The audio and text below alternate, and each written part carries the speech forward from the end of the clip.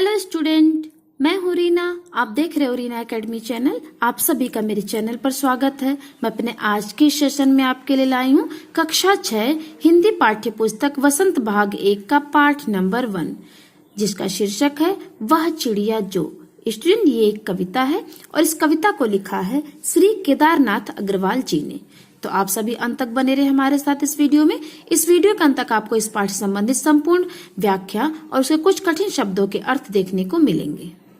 तो आइए हम इस कविता को पढ़ के इस कविता का सारांश समझेंगे। उसके बाद एक एक पैराग्राफ का हम व्याख्या करेंगे। वह चिड़िया जो चोंच मार कर दूध भरे जुंडी के दाने रुचि से रस से खा लेती है, वह छोटी संतोषी चिड़िया नीले पंखों वाली मैं हूँ, मुझे अन्न से बहुत प्यार है। वह चिड़िया जो कंठ खोल कर बूढ़े वन बाबा की खातिर रस उड़ेल कर गा लेती है, वह छोटी मुंह बोली चिड़िया नीले पंखों वाली मैं हूँ, मुझे विजन से बहुत प्यार है। वह चिड़िया जो चोंच मारकर चढ़ी नदी का दिल टटोल कर जल का मोती ले जाती है, वह छोटी गर्बीली चिड़िया नीले पंखों वाली मैं हूँ, मुझे नदी से बहुत प्यार है। तो स्टूडेंट, ये पूरी कविता है। अब हम इस कविता का सारांश समझेंगे। कवि ने इस कविता के माध्यम से बताया है कि कवि के स्वभाव में एक छोटी सी नीले पंखों वाली चिड़िया है जो बहुत ही संतोषी है, उसे अन्न से बहुत प्यार है और वह बूढ़े वन बाबा के खातिर जंगल में बेरोक टोक उमंग के साथ गाती रहती है और उसे विजन से यानी जंगल से बहुत ही ज्यादा प्यार है। और जो वह नीले पंखों वाली चिड़िया है, वह उफनती नदी के विषय में जानकर भी जल की मोती रूपी बूंदों को चोंच से भर लाती है और उस चिड़िया को स्वयं पर बहुत गर्व है। वह साहसी भी है और उसे नदी से बहुत लगाव है। इन जो पंक्तियों के माध्यम से, कविता की पंक्तियों के माध्यम से कवि श्री केदारनाथ अग्रवाल जी ने अपने भीतर की कल्पित चिड़िया के माध्यम से मनुष्य के महत्वपूर्ण गुणों को उन्होंने उजागर किया है इस कविता में। तो बच्चों, ये संपूर्ण कविता और उसके सारांश हो गए। अब हम इसके एक एक पैराग्राफ को पढ़ते हुए उसके कुछ कठिन शब्दों का अर्थ समझेंगे और उसकी व्याख्या करेंगे।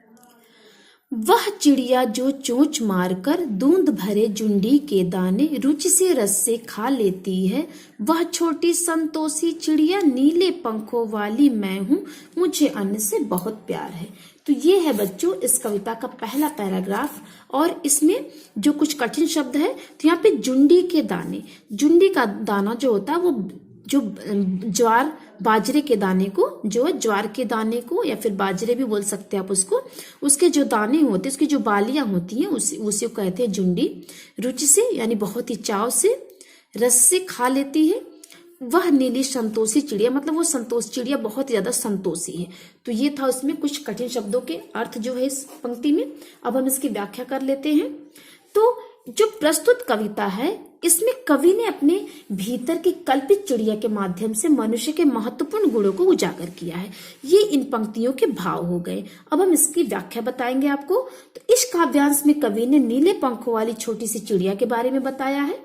आगे कवि कहते हैं कि वह चिड़िया अपनी चोंच से दूध से भरी ज्वार की बालियां यानी ज्वार के जो दाने हैं वो भी पके नहीं है, बल्कि वो दूध से भरे हुए हैं और उसी दानों को वो चिड़िया अपनी चोंच से जो है बहुत ही प्यार से, चाव से खाती है। और वह चिड़िया जो है बहुत ही संतोषी स्वभाव की है और उसे अनाज से, अन्न यानी अनाज, अन्न का अर्थ होता है अनाज, उसे अनाज से बहुत प्यार है। तो बच्चों, ये जो पहली जो पैराग्राफ है पहला, इसका व्याख्या हो गई, इसका भाव हमने समझ लिया। अब हम इसके दूसरे पैराग्राफ को पढ़ते हैं।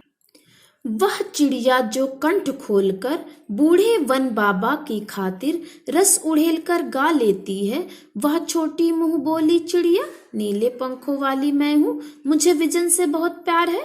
तो ये है इस कविता की दूसरा पैराग्राफ। तो इसमें कंठ मतलब होता है गला। ये हो गए कुछ कठिन शब्दों के अर्थ। बूढ़े वन बाबा यानी यहाँ पर जो वन है उसको बूढ़े बाबा की तरह यहाँ पे देखा गया है। यहाँ पे अलंकार, रूपक अलंकार है, यानी वन को बूढ़े बाबा की तरह यहाँ बताया गया है। रस उड़ेल कर यानी मधुर आवाज में, और विजन मतलब होता है जंगल। तो ये हो गए कुछ कठिन शब्दों के अर्थ। अब हम इसका भाव जानेंगे इन पंक्तियों का।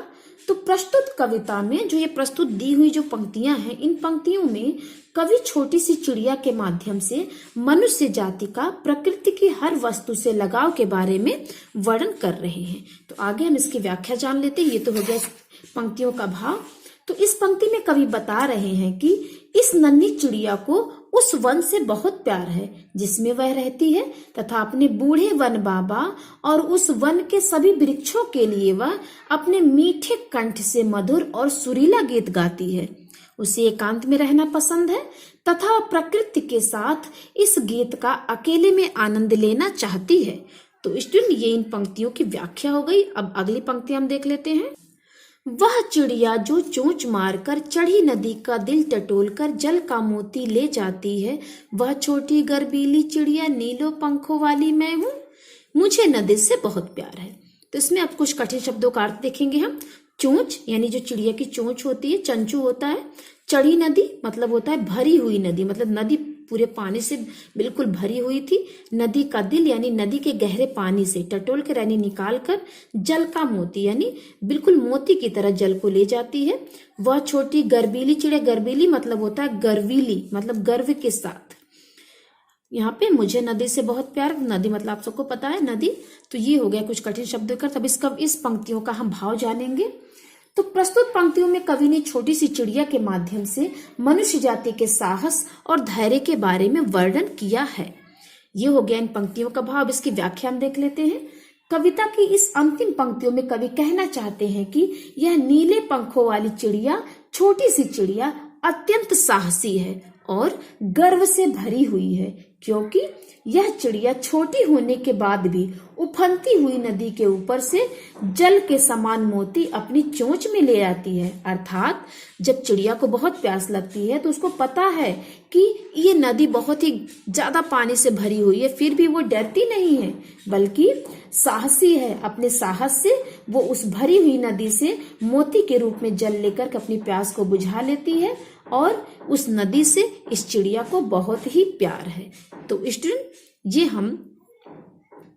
हमने आपको इस पाठ की संपूर्ण व्याख्या, कुछ कठिन शब्दों के अर्थ और इस पाठ का सारांश आपको बता दिया।